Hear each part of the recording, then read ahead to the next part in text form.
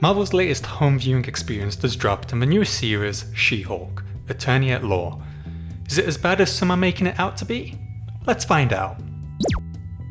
I'm just gonna come out and say it, pilot episode really wasn't that bad. It was an enjoyable 30 minutes. It was funny, had some small action beats, and really just streamlined the whole process of catching us up to the present. We establish who she is, what her rough abilities are, and what differences she has between her and Bruce. My prior knowledge of She-Hulk before this show was her animated appearances in the Fox TV show back in the day. I'm not super knowledgeable on her character outside of that, and my memories of those shows are super hazy, so I'm coming into the show rather fresh without much prior knowledge of the character. The show opens up with Jennifer Walters, our main character, practicing a closing statement in her office to the audience of her paralegal and fellow lawyer. The opening statement really sums up what the main conflict of this first episode is about. What is the responsibility of those with power? Do they merely have an obligation to refrain from the misuse of that power? Or do they have a duty to protect those without it?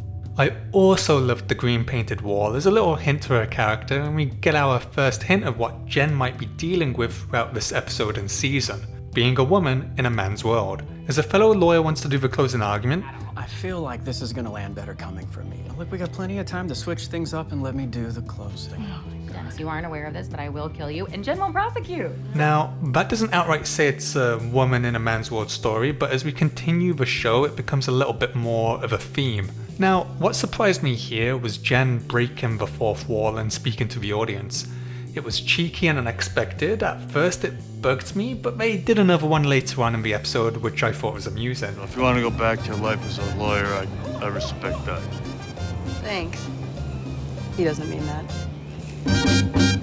If they keep this device throughout the season, I'll be happy. Otherwise, it's just a cheeky throwaway gag with a bit more potential that I think they could mine. Anyhow, Jen takes us back to the origin story as she's driving her car with cousin Bruce Banner until they are forced off-road and end up crashing their car. Jennifer is then contaminated with Bruce's blood and transforms. That's the fastest origin story I've ever seen, and I'm okay with it. I was a little confused though, as I didn't think Bruce's blood would turn others into the Hulk, but it seems to be that him and Jennifer have a specific genetic code, as explained by Bruce later on why she turned. You and I, we share a rare combination of genetic factors that allow us to synthesize gamma radiation. So I turn into a Hulk now too. I'm glad they cleared that up fast. We spend most of the episode on Bruce's cozy beachfront property as he tries to teach Jen how to control her inner Hulk and keep her other side in control. However, she doesn't have a split personality like Bruce does with the Hulk. When she transforms, she's still Jennifer. Why are you talking to me like I'm a stray horse? Jen? Yeah? Wait, you're still Jen? Right now? Yeah? Compared to Bruce, who used to turn into the Hulk when he transformed, but he's now married both sides of his personality together. This is where a lot of the comedy of the episode comes from, is Bruce trying to teach Jen and finding out maybe she doesn't need his help as much as he thought. His 10 years of struggles are boiled down to probably a week of adjusting for Jen. Well, I guess we can just skip all that then. Eventually, after a little scuffle between cousins, Bruce gives his blessing to Jen to carry on what she's doing, and we're back in the present as Jen gives her closing speech in court before being rudely interrupted. We get Jen transforming, revealing her identity to the wider world, giving the fastest beatdown you'll see in a Marvel TV show yet. Now, let's get into what was good about the episode. As I previously said, I thought the show was well paced, it was fast and to the point and had plenty of humorous moments. I really enjoyed the back and forth between Jen and Bruce, and I really hope we get more of Bruce throughout the show, just because he's a great foil for Jen. Speaking of Bruce, the entire show must have cost a lot because the CGI on the two Hulks look outstanding. My only critique is probably the hair on She-Hulk looks a little weird. The rest of her looks fantastic, and the same for Bruce, but something about how her hair moves or looks just takes me out of it sometimes, but that's really nitpicking for me. I'm usually fully invested and never distracted by the effects. And looking at all the VFX teams that work on this episode, bravo to them, job well done. It really put the Kenobi show to shame in terms of its production values, because it looked great. The small fight between Bruce and Jen was good fun too. culminating in the bar getting trashed, and the post-credit sequence with them drinking and talking about Captain America's virginity was a funny through line. You're not drunk? Captain America! I do have a couple of things that bugged me about the show though. They used this trick in Moon Knight where he's constantly blacking out, and it got to a point where it bugged me to no end in that show. And here we have the characters black out during the transformation a couple of times early on. I'm glad they only did it a couple of times here, but any more than that would have really angered me, just because it feels like a cheap trick instead of showing us what's happening. Another thing was that Hulk's arm being restored, it was just done in such a nonchalant way considering the importance of the injury. My arm is healed, and now I'm able to be my fully integrated self again. Smug Hulk. Smart Hulk.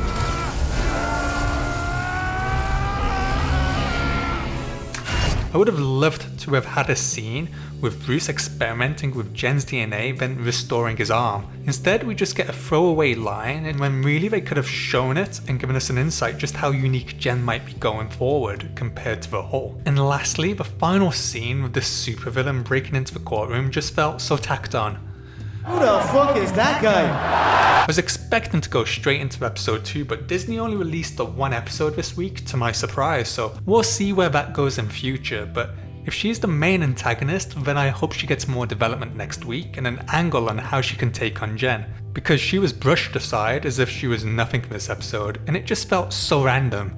I might change my mind on this, but as a single episode, it was a weak part of an otherwise great half hour of television. One thing that might split audiences and get a few eye rolling is the female perspective. I'd be curious to check out these more negative reviews to see if they think Disney is being woke. In my opinion, the female perspective in this episode was entirely warranted, especially in how Jen explains how she's able to manage her anger much easier than Bruce. Well, here's the thing, Bruce. I'm great at controlling my anger.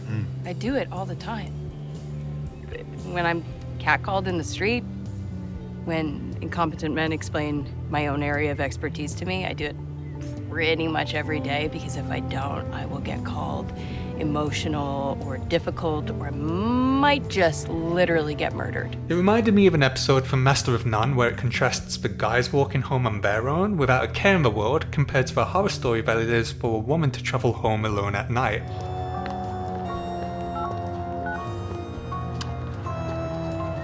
Hey, it's faster if we cut through the park.